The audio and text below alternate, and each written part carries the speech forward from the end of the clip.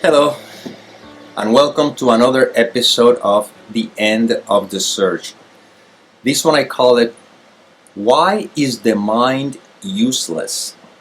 Now, remember, the word mind is being used in so many different contexts. For example, for the purpose of these videos, the mind is just a thought. It's a thought in all that there is. And because of the thought, that mind, or the mind, is that perceiving seems to happen, judgment, labeling, and everything you can think of. Now, for this video, I'm going to use the word mind as our capacity to intellectualize, okay? Or call it psychological mind if you want to use it. So, why is the mind useless? Because the mind only serves to make up stories. That's all there is to it. And the first story that the mind made up is the story, I am this separate individual. So whenever you try to find a reason as to why something happened, the mind will always make up a story. And some of those stories may seem to be very valid. Actually, they're very logical. They make perfect sense. Oh, this happened to me because when I was a child, blah, blah, blah, or because of this or because of that, okay? But the problem is that that argument, although on the surface may seem to kind of cover up a particular wound, still holding on to the sense of identity, which is actually the root cause of every single problem that I seem to experience. What we're pointing to here is beyond the mind. If you don't believe any of the arguments, whatever the case may be, then you rest in the peace that you are. You become the observer rather than the protagonist or the victim of the movie. Now, the analogy that I like to use is this one. Imagine that you are the screen, you're the movie screen, and they're projecting all sorts of different movies on you. Now, just for the sake of this particular example, imagine that you, as a movie screen, happen to have a brain. And the brain is able to, label, intellectualize. That will be the mind that is useless, okay? And the screen is complaining that this actor in this movie is saying this to this other one. That is unfair. Why is doing that? And then the movie screen is complaining. Or there's a horror movie and the movie screen is reacting, oh my God, look what could happen to me. You see, all of that is because the movie screen happened to have a brain, the mind, the useless brain, that is just making up stories. And even though in the movie screen they project a movie that tells a particular story, even the mind of the scene of the screen will even interpret that story and make up a different story. Even when the story crystal clear is ABC, the mind will interpret it, the mind of the screen will interpret it, and it says, no, it's not ABC, it's DAF. You see?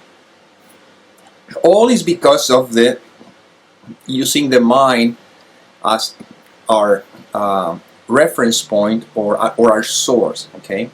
Now, let me ask you this. What would be better off? Telling the screen, to the little mind in the screen, you know what? What we need to do, we need to take this actor and tell this thing to this other actor, and then your problem will be solved. You see? And the screen goes, oh yeah, I think that's it, that's right. Or tell the screen, look, these projections are not who you are or what you are. What you are is the screen on which all these projections are projected onto. Let the projections be as they want to be. Who cares? Just remember all the time that you are the screen itself, not the projections. None of them are happening to you. This is just basically a play of images, a play of lights. Just remain as the screen, you see? If the screen gets the message, the movies, the projections don't have to change. but the screen is not affected by them because it's not using this little brain, its little mind, to interpret what's happening. It's just simply seeing as what is, but it's never losing sight of the fact that it's just a screen. You see? Well, let's bring it to a human experience. As long as you believe the thought that says you're that individual, everything in the world of appearances is going to be a distraction. You're going to think that there is personal. You think that things are happening to you and you're reacting and all this stuff. But what if you're willing to go back to beingness, which you're not going back to anywhere, you're already being, but I don't know what words can I use. If you choose not to believe the content of the mind, whatever that is, it doesn't matter. No matter what you're feeling, it's just what it is. No matter what is happening, it's just what it is. No matter what you're thinking, it's just what it is. What would happen if you rest in that? See? What would happen is that you would live in peace. You would be happy. You just simply look at life as it unfolds, but you're not psychologically affected by it. Because if you go to the mind to try to heal, quote unquote, or solve your situation or make sense of it, it's not right or wrong. You still engage with the mind, which is the mega storyteller, and it will sell you another story, and you might even believe that other story, and you said, yeah, I like that story. But the sense of identity, which is the cause, the story, the principal story, has been overlooked. And guess what? You may like this story for a while, but that story is going to change. Why? Because in the world of appearances, everything changes. If the screen is attached to a particular movie, when the movie ends, the screen suffers. But if the screen always knows that it's a screen, it can enjoy the movie, but it knows that it's just a movie that has nothing to do with the screen itself, and whatever happened in the movie has no effect on the screen. So the screen is just screen. Well, you are. That's it. You are. I am. And if we rest in that, well, the movie called Play or Life is going to have all sorts of changes. People are going to come into our lives and they're going to leave. The body's going to feel one way and then it's going to feel the other way. Everything is going to be a constant movement and changes and thoughts and appearances, but you remain as I am. Consequently, I don't have to find out the cause of what am I feeling this way. No, this is just what's happening. And that's it. End of story. And that's what we're pointing to in these videos. Now, let me make something clear here. Within the play, where it appears that we are this seeming character, which we are identified with the content of the mind, within the play, it appears as if people are in different spaces, in different stages, if you want to use that word. And for each stage, there seems to be an appropriate help. You see? Could be psychological, could be past life or future life if you want to use that. It could be a clairvoyance. All these things are part of the illusion.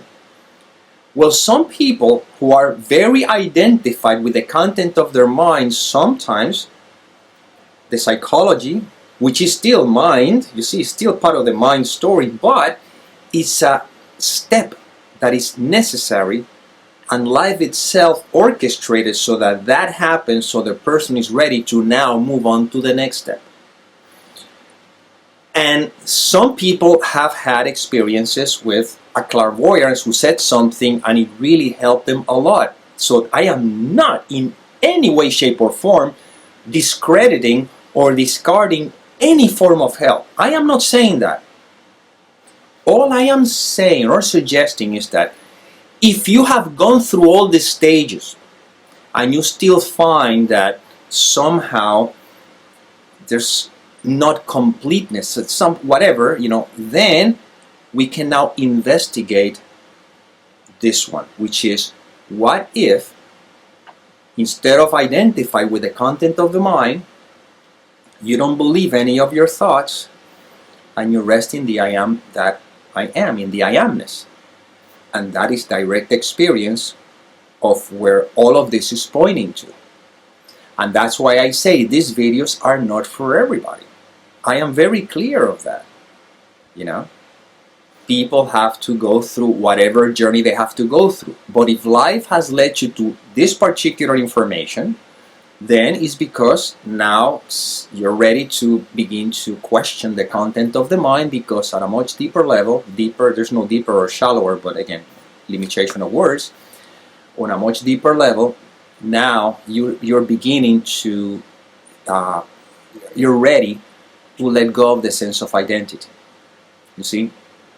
This is not to make a better version of you as a person. It's to recognize that there's no such thing as a person. That all that there is what is. You see? So that's why I say the mind is useless. Because in the end, the mind, it's only used to hold on to a sense of identity, even if it seems to be a better version. But we are here dismantling it all together so you can recognize that you simply are. And life will continue to unfold. You're still going to live your life the way you did before, but with a different mentality. You see, there's a lightness about it. Much lighthearted. Because now things are not taken so seriously. Nothing is personal. Just part of the movie. That's the way the movie's unfolding. But you are the screen, and you know you are the screen. You see? Because the screen, for the example that I was using, while it forgot it was a screen, it never stopped being a screen. It was always a screen. It just that forgot because it had a brain. You see, it had a mind. Well, in this case, we can never not be. You are already.